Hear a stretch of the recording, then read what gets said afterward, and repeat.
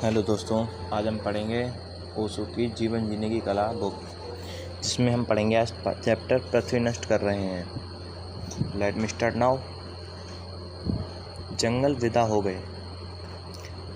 लाखों वृक्ष प्रतिदिन काटे जा रहे हैं। अभी वैज्ञानिक चेतना दे रहे हैं, लेकिन कोई भी उन्हें सुनने को तैयार नहीं है कि यदि इस पृथ्वी के सारे वृक्ष विदा हो जाएं, मनुष्य जीवित नहीं रह सकता। हम पर्यावरण के साथ एक गहन लेन देन की स्थिति में है। मनुष्य श्वास में ऑक्सीजन लेता है और कार्बन डाइऑक्साइड छोड़ता है, और वृक्ष कार्बन डाइऑक्साइड लेते हैं और ऑक्सीजन छोड़ते हैं। न तुम वृक्षों के बिना जीवित रह सकते हो, न वृक्ष तुम्हारे बिना। यह सीधी सादी उदाहरण है, अन्यथा जीवन और भी हजारों तरह से जुड़ा हुआ है, क्योंकि हजारों वृक्ष कट गए हैं। वातावरण में इतनी कार्बन डाइऑक्साइड इकट्ठी हो गई है कि इसने पूरी पृथ्वी का तापमान 4 डिग्री बढ़ा दिया गया है। तुम्हारे लिए यह ज़्यादा महत्वपूर्ण नहीं 4 डिग्री, लेकिन यह कम महत्वपूर्ण नहीं। इस शताब्दी के अंत तक तापमान इतनी बर्फ़ पिघलाने को काफ़ी होगा, जिससे महासागरों का तल 4 फीट ऊंचा उठ जाएगा।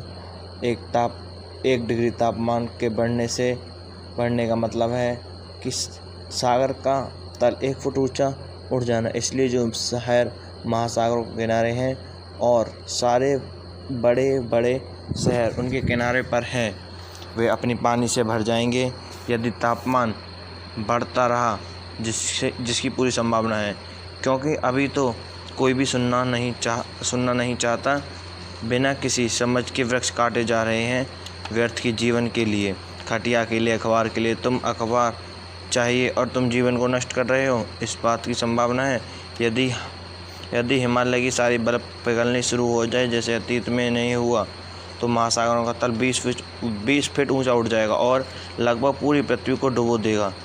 तुम्हारे सारे शहर नष्ट हो जाएंगे। मुंबई, कोलकाता, न्यूयॉर्क, लंदन और सैन फ्रांसिस्को, शायद कुछ आदिम लोग जो पहाड़ों पर रहते हैं वे बच जाएंगे। सभी समस्याएं सरल हैं। एक तरह से यह संकट की स्थिति अच्छी है, क्योंकि वह लोगों को चुनाव करने के लिए बाधा करेगी। तुम मरना चाहोगे तो, या तुम नया जीवन जीना चाहोगे। क्षतिपूर्ति हो सकती है, तो फिर अतीत के प्रति मर जाओ। तुम्हें अतीत विरासत की भांति जो मिला है, और उसे त्याग दो और नई शुरुआत करो। मानो इस धरती पर पहली बार अवतरित हुए हो। प्रकृति के साथ दुश्मन की तरह नहीं, दोस्त की तरह काम करना शुरू करो, और पर्यावरण फिर एकता की भांति काम करने लगेगा। इस धरती को और गहरा हरा भरा बनाना कठिन नहीं है। यदि बहुत सारे वृक्ष को काटे गए हैं, तो बहुत सारे वृक्ष लगाए भी जा सकते हैं, और वैज्ञानिक सहयोग से भी इतना तेज़ी से बढ़ा सकते हैं, और उन पर ज़्यादा घने पत्ते आ सकते हैं। नदियों में विभिन्न प्रकार के अवरोध खड़े किए जा सकते हैं, जिससे देशों का बाढ़ों से नुकसान ना हो, और वहीं पानी से कई गुना बिजली अधिक पैदा की जा सकती है, और हजारों गाँवों की अंधियारी रातों को रोशन किया जा सकता है। सर्द शीतकाल में ऊष्मा दे सकता है। बात सरल है, सभी समस्याएं सरल हैं, लेकिन इन समस्याओं के मौलिक आधार गड़बड़ हैं। मैं सारी दुनिया को यह बताना चाहता हूँ कि अगर तुम एक होने के लिए तैयार नहीं हो, तो इस ग्रह में विलीन होने के लिए तैयार हो जाओ। खूबसूरत पृथ्वी। वैज्ञानिक ने हिसाब लगाया कि करीब 50,000 ऐसे ग्रह हैं जहाँ जीवन का अस्तित्व है। रात में जब तुम तारे देखते हो, वे तारे नहीं होते, वे सूर्य हैं, लेकिन वे इतने दूर हैं कि चमकते तारे लगते हैं। तुम्हारा सूर्य बहुत औसत दर्जे का है। यह पृथ्वी की तुलना में बहुत बड़ा है, लेकिन दूसरे सौरमंडल की तुलना में दूसरे सौर्य, और अब तक 20 लाख सौरमंडल खोज लिए हैं। हमारा सूर्य बस औसत दर्जे का है। वे हमारे इस सूरज से लाख गुना बड़े हैं, और उनके अपने ग्रह हैं, लेकिन कोई भी वैज्ञानिक इस बात का पता लगाने में असमर्थ नहीं हुआ है कि पूरे ब्रह्मांड में कितनी चेतना का अस्तित्व है या नहीं। और निश्चित ही ऐसा कोई निशान नहीं कि गौतम बुद्ध, औस्तो, चंगेज़ू, बौद्धिक धर्म जैसे लोग जैसे लोग जिन्हें अपने सत्य को पा लिया है, बगैर चेतना के यह संभव नहीं है।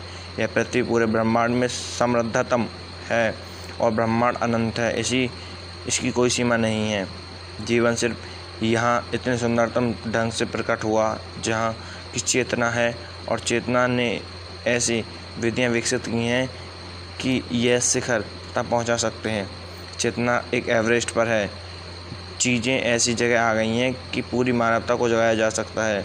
और यदि लोग चर्च, सिंगिंग सॉन्ग जाना बंद कर दें तो स्वयं को अमेरिकन, रशियन, भारतीय कहना बंद कर दें, वे ये घोषणा कर दें कि पूरी दुनिया एक पृथ्वी है और सारी पृथ्वी वैज्ञानिक संसाधना के उपलब्ध कराएगी ताकि वे बेहतर जीवन के लिए कार्य कर सकेंगे। अधिक जीवन, अधिक चेतना, बेहतर चेतना। हम सारी दुनिया इतनी बौद्ध पुरुषों से भर सकते हैं कि फूल भी उतनी खुशबू नहीं देंगे। आज हम धरती को नष्ट कर रहे हैं, जो इस विशाल ब्रह्मांड में एकमात्र स्थान है, एक छोटा सा ग्रह जो चेतना को सर्वोच्च शिखर पर आ गया है। कि यह केवल मानवता के प्रति अपराध नहीं बल्कि पूरे ब्रह्मांड के प्रति अपराध है। ओशो ने कहा है कि हमें एक ऐसी यूनिटी बनानी चाहिए जिससे 2%, 1% का पैसा, ऑल ऑफ वर्ल्ड का पैसा साइंटिस्टों को दे सकें, जिससे वो नई नई खोज कर सकें, जीवन की चेतना को जगा सकें, नई चीज़ जगा सकें और हम जीवन को और अच्छे से जी सकें। तो लेट इस डन। और दोस्तों, हम बात करेंगे बाद में। जय हिंद, जय भारत।